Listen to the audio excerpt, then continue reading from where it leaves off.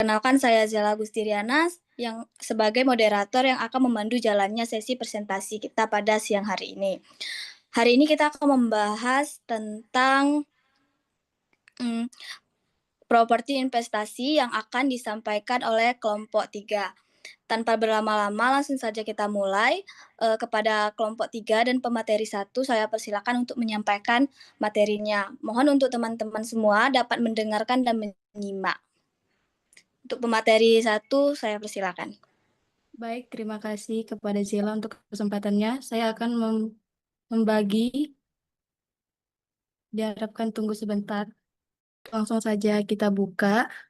Eh, Selamat pagi teman-teman, terima kasih untuk kesempatannya. Kali ini materi yang akan kami sampaikan mengenai properti investasi dan harapan kami semua teman-teman mengetahui apa itu properti investasi dan bagaimana perlakuannya saat disusun di laporan keuangan. Di sini saya bersama dengan teman-teman saya juga. Ada baik Widuria Frian, ada juga Banati Ayu Cairani, dan juga saya Dewi Kurnia Alawa sebagai pemateri 1. Apakah gambar PPT-nya terhalang, teman-teman? Tidak. Tidak. Baik, terima kasih. Untuk penyampaian materi ini saya rangkum dan menjadi 5 poin. Yang pertama, bagaimana dari segi pengukurannya, dan ada juga penghentian pengakuan, kemudian penyajian, dan juga pengungkapannya. Tapi untuk sebelum itu kita harus mengetahui apa itu properti investasi, apakah sama dengan aset tetap. Maka kita akan mengupas bagaimana sih properti investasi itu diperlakukan di laporan keuangan dan juga aset tetap bagaimana juga perlakuannya.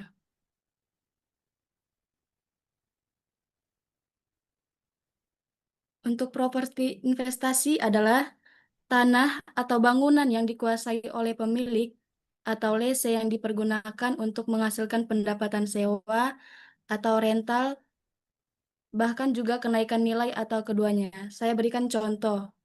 Misalnya perusahaan Yuan ingin membeli gedung apartemen, namun bukan untuk dipakai pribadi atau dengan tujuan buka kantor dengan manajemen perusahaan yang baru.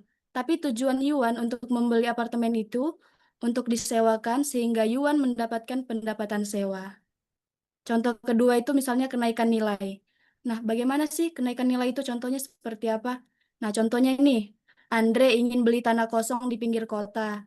Tapi bukan untuk dioperasionalkan dia, tapi tanahnya itu ditahan atau tidak dijual selama beberapa tahun karena tanah semakin lama umumnya bisa diperkirakan harganya akan juga naik. Jadi, properti investasi itu tidak digunakan untuk produksi atau penyediaan barang atau jasa untuk tujuan administratif, bahkan bukan juga untuk dijual dalam kegiatan usaha sehari-hari atau untuk pribadi. Selanjutnya, kita akan membahas tentang perbedaan properti investasi dan juga aset tetap.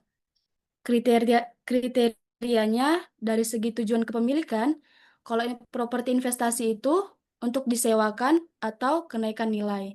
Tapi kalau aset tetap untuk dipakai sendiri dalam operasional. Nah, bagaimana contohnya aset tetap itu seperti apa sih? Misalnya nih, bangunan yang mau dipakai sendiri. Contoh misalnya gedung kantor, rumah sakit, sekolah, itu disebut sebagai aset tetap karena dipakai sendiri untuk operasional. Kemudian, apakah mesin dan peralatan juga termasuk properti? Jawabannya tidak, karena digunakan untuk membantu kegiatan produksi atau administrasi, begitu juga dengan kendaraan operasional. Itu semua bukan termasuk properti investasi, tapi melainkan aset tetap. Dan kalau standarnya, kalau properti investasi itu diatur dalam PSAK 13. Kalau aset tetap, dia standarnya diatur oleh PSAK 16. Seperti bisa teman-teman lihat, contohnya itu sudah saya sebutkan tadi. Kalau properti investasi, gedung yang disewakan pemilik atau tanah yang ditunggu kenaikan nilainya. Bisa beberapa tahun ke depan. Terus kalau aset tetap, contohnya itu gedung kantor yang mau dipakai sendiri untuk kegiatan operasional. Selanjutnya kita akan membahas tentang pengakuannya. Eh, Kalau dia properti investasi diakui dengan harus memenuhi dua syarat. Yang pertama itu kemungkinan besar manfaat ekonomi di masa depan akan diperoleh perusahaan. Artinya, properti yang kita miliki akan menghasilkan keuntungan di masa yang akan datang, mulai dari pendapatan sewa atau kenaikan nilai jual di masa depan. Contohnya apa? Contohnya gedung yang akan disewakan dan menghasilkan pendapatan. Yang kedua, itu adalah biaya perolehan properti dapat diukur secara andal. Artinya, semua biaya yang kita keluarkan bisa dihitung dengan jelas dan didukung oleh bukti transaksi. Contohnya harga beli, biaya notaris, pajak pembelian, dan lain-lain bisa dihitung dengan jelas. Jika dua syarat ini terpenuhi, maka properti tersebut bisa diakui sebagai aset properti investasi dalam laporan posisi keuangan. Selanjutnya kita akan membahas pengukurannya. Pengukuran awal pada saat pertama kali diakui, properti investasi diukur sebesar biaya perolehan. Maksud biaya perolehan itu apa? Yaitu dimulai dari harga belinya, terus pajak pembelian, biaya notaris dan legal, biaya langsung lain yang terkait dengan transaksi. Jadi semua biaya yang langsung berhubungan dengan perolehan properti yang dimasukkan ke dalam properti itu sendiri. Terus pengukuran yang keduanya itu pengukuran setelah pengakuan. Ada dua model pengakuannya. Yang pertama itu model biaya atau cost model. Dicatat sebesar biaya perolehan dikurangi akumulasi penyusutan dan penurunan nilai. Mirip seperti perlakuan aset tetap, seperti tanah yang tidak disusutkan dan juga bangunan yang tap- tanah tanah tidak disusutkan, tapi bangunan yang disusutkan. Kemudian model nilai wajar atau fair value model itu apa? Dicatat sebesar nilai wajar atau harga pasar saat tanggal laporan. Kemudian di nilai wajar tidak ada penyusutan. Kemudian selisih kenaikan atau penurunan dinilai diakui di dalam laba rugi, dalam laporan keuangan, laporan laba rugi. Selanjutnya,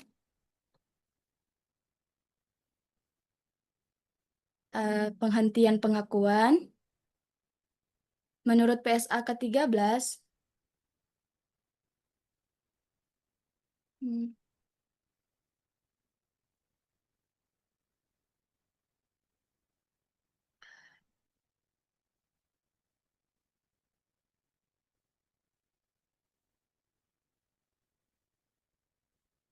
oh, selanjutnya akan disampaikan oleh teman saya, pemateri 2, Rara. Waktu dan tempat dipersilakan. Baik, terima kasih. Teman-teman, di sini saya akan menjelaskan mengenai penghentian pengakuan. Menurut PSA ke-13, properti investasi dihentikan pengakuannya atau dikeluarkan dari laporan keuangan pada saat yang pertama yaitu properti tersebut dilepaskan, misalnya dijual atau dialihkan melalui sewa pembiayaan, atau properti tidak digunakan lagi secara permanen dan tidak memiliki manfaat ekonomi di masa depan. Misalnya yaitu gedung rusak berat dan tidak bisa disewakan lagi, serta tidak ada nilai jual. Artinya, jika aset sudah tidak memberikan manfaat ekonomi, maka harus dikeluarkan dari pembukuan. Kemudian, di sini saya akan menjelaskan mengenai contoh penghentian pengakuan. Yang pertama karena ingin dijual. Misalnya, nilai buku gedung yaitu 900 juta, kemudian gedung dijual seharga 950 juta. Kas yang masuk yaitu 950 juta pada akumulasi penyusutan. Properti investasi 900 juta, laba penjualan aset 50 juta. Kenapa dijual? Karena pada saat itu harga jual lebih tinggi dari nilai buku. Maka ada laba sebesar 50 juta. Kemudian, penyajian dalam laporan keuangan. Yang pertama, penyajian dalam laporan posisi keuangan atau neraca, properti investasi disajikan sebagai aset tidak lancar, bukan aset tetap lagi. Kemudian, dipisahkan dari golongan. Persediaan biasanya ditulis dengan nama akun properti investasi. Yang kedua yaitu penyajian dalam laporan laba rugi. Properti investasi disajikan sebagai beban usaha jika dilihat dari model biaya. Maka nama akunnya adalah beban penyusutan properti investasi. Dan jika terjadi kenaikan nilai wajar, masuk sebagai laba di laporan laba rugi. Maka nama akunnya adalah keuntungan kenaikan nilai wajar properti investasi. Baik, selanjutnya materi akan disampaikan oleh pemateri 3, yaitu baik. Waktu dan tempat dipersilakan.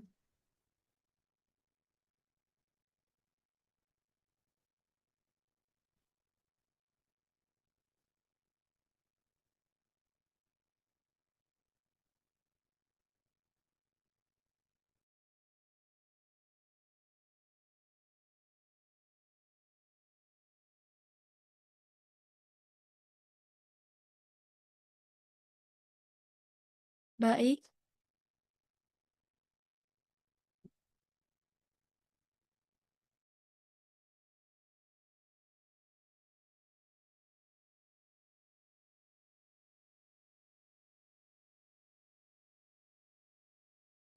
Tidak ada diem kan, baik?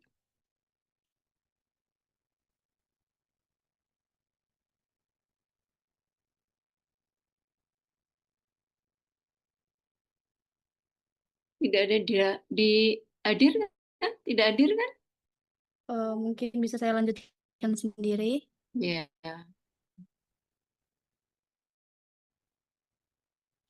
Kemudian kita akan membahas pengungkapan. Pengungkapan dilakukan dalam catatan atau CALK. Kenapa pengungkapannya dilakukan pada CALK ini? Karena di dalam CALK, laporan lebih transparan dan informatif. Tapi akan kita bahas di slide selanjutnya. Karena di dalam laporan keuangan seperti neraca dan laba rugi, hanya terdapat angka saja dan tidak menjabarkannya secara jelas.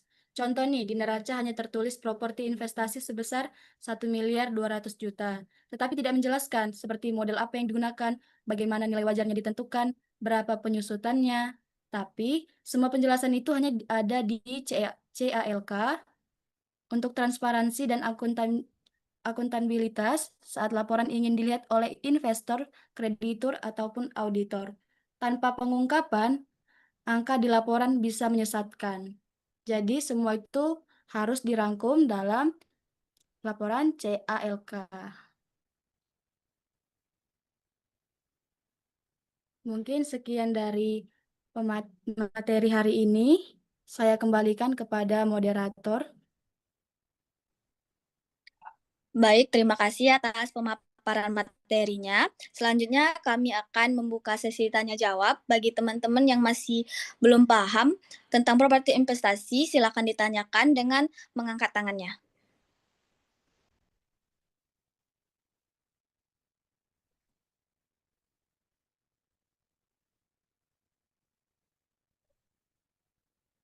Ini settingnya 40 menit, nanti kalau keluar join lagi ya. Oke, Bu. Ya. Untuk teman-teman yang ingin bertanya, bisa angkat tangannya atau bisa langsung on mic.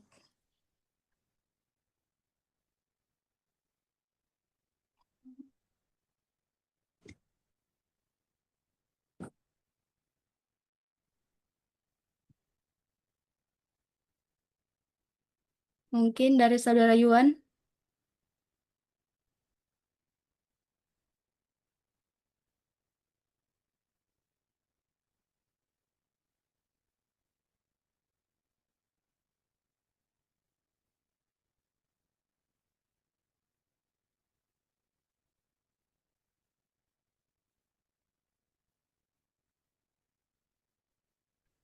Mohon maaf sebelumnya Mbak Dewi. Iya Mas, kenapa itu? Untuk penanya kelompokmu kelompok 4 bukan ya? Saya kelompok 7. Ya. Eh, Gimana Mbak Moderator? Untuk penanya kita itu kelompok 4.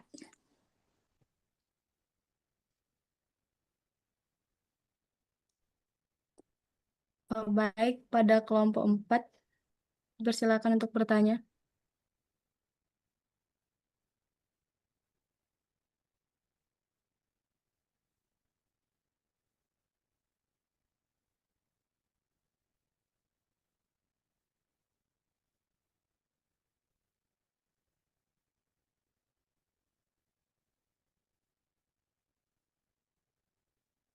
Silakan kelompok 4.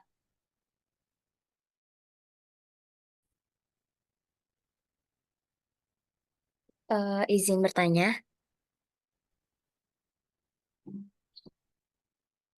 Perkenalkan, nama saya Miranti dari kelompok 4. Izin bertanya, Kak. Jika harga pasar properti turun drastis, itu bagaimana pengaruhnya terhadap laporan keuangannya, Kak? Terima kasih. Oke, baik, pertanyaan sangat bagus. Mungkin untuk sebelum menjawab pertanyaan dari Saudari Miranti, mungkin dari teman-teman yang lain ada yang ingin bertanya, nanti jawabannya akan kami sampaikan sekaligus saja.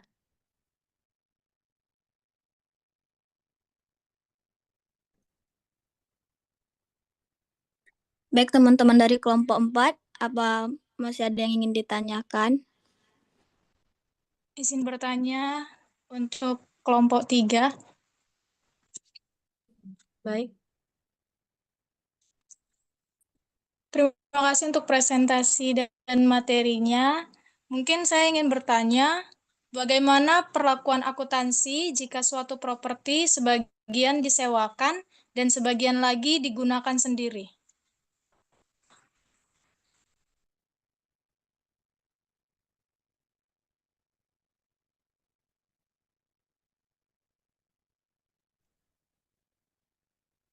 Oke, dari kelompok 4, apa masih ada yang ingin ditanyakan? Izin saya mau bertanya. Perkenalkan, nama saya Isdahlia. Saya ingin bertanya kepada kelompok 3. Pertanyaannya yaitu, apakah properti investasi benar-benar lebih aman dibandingkan saham atau emas? Mengapa?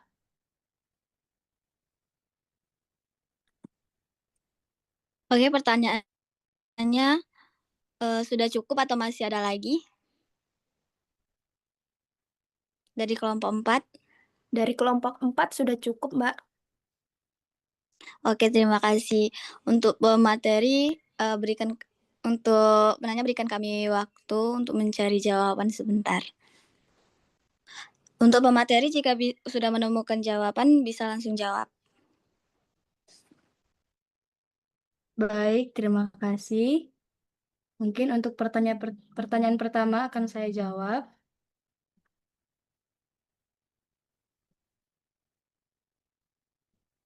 Saya akan menjawab pertanyaan mengenai jika harga pasar properti turun drastis, bagaimana pengaruhnya terhadap laporan keuangan?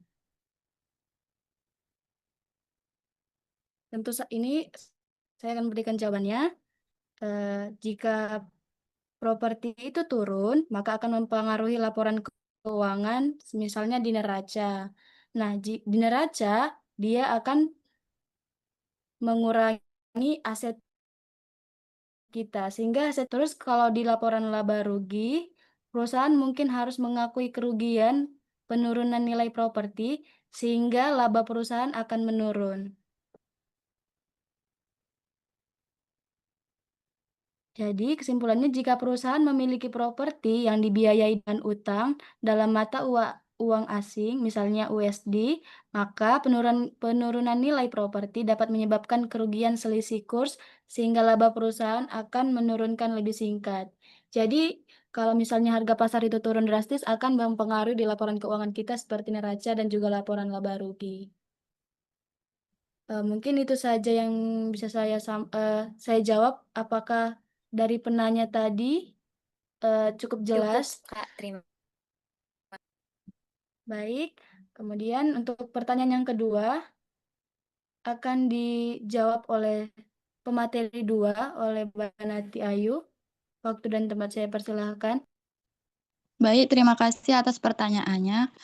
Di sini pertanyaannya adalah bagaimana perlakuan akuntansi jika suatu properti sebagian disewakan dan sebagian lagi digunakan sendiri.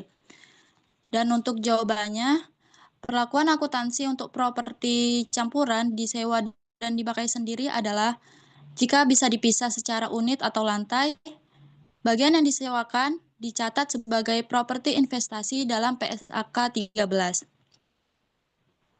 Yang kedua, bagian yang dipakai sendiri dicatat sebagai aset tetap PSAK 16.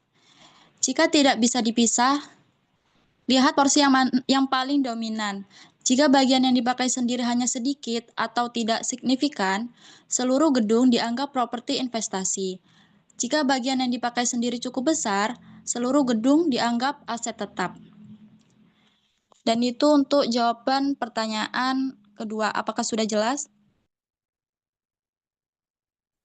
Sudah, Mbak. Terima kasih.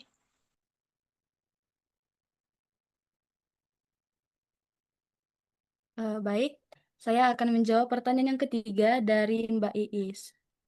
Tadi pertanyaannya apakah properti investasi benar-benar lebih aman dibandingkan dibandingkan saham atau emas? Nah, kalau menurut saya properti investasi saham dan emas memiliki resiko dan keuntungan yang berbeda-beda. Nggak ada investasi yang benar-benar aman karena semua investasi harus memiliki dan memang memiliki resiko. Kalau dalam segi properti investasi memiliki resiko penurunan nilai, kemudian ada juga risiko likuiditas dan risiko biaya perawatan. Kalau risiko di saham, saham memiliki risiko penurunan nilai dan juga risiko likuiditas dan juga risiko perusahaan. Kalau di emas, dia ada risikonya penurunan nilai juga sama kayak penurunan saham. Namun ada juga kelebihan dari properti investasi, yaitu kita akan mendapat pendapatan sewa, maksudnya pendapatan dan juga nilai jangka panjang, di mana properti investasi dapat memiliki nilai jangka panjang yang stabil. Jadi kalau dibilang mana yang lebih aman, itu tergantung dari kitanya. Tuh, kita mau milih emas atau saham, sesuai keinginan hati aja, kepercayaan. Mungkin itu saja yang bisa saya sampaikan materi hari ini. Tapi sebelumnya, apakah jawabannya bisa diterima oleh Mbak Iis? Bisa, Mbak. Terima kasih. Ya, terima kasih juga Mbak Iis. Mungkin itu yang bisa saya jawab dari pertanyaan-pertanyaan teman-teman. Mungkin saya kembalikan kepada juga sudah menjawab beberapa pertanyaan dari teman-teman. Di sini saya akan menyampaikan kesimpulan kita pada presentasi hari ini, yaitu properti investasi K13 adalah tanah atau bangunan yang dimiliki untuk disewakan atau mendapatkan kenaikan nilai. Pengukurannya bisa menggunakan model biaya atau nilai wajar, dan masing-masing berpengaruh terhadap laporan keuangan. Dari pertanyaan yang dibahas juga kita dapat simpulkan bahwa jika harga pasar properti turun drastis, maka dampaknya terhadap laporan keuangan tergantung pada model yang digunakan. Pada model nilai wajar langsung mempengaruhi laba rugi, sedangkan pada model biaya hanya berdampak jika terjadi penurunan nilai. Jika suatu properti sebagian disewakan dan sebagian digunakan sendiri, maka pencatatannya harus dipisahkan sesuai fungsinya atau ditentukan berdasarkan bagian yang lebih dominan. Selain itu, properti investasi memang cenderung lebih stabil dalam jangka panjang dibanding saham atau emas, tetapi tetap memiliki risiko seperti penurunan nilai dan rendahnya likuiditas. Secara keseluruhan, Recording properti in investasi progress.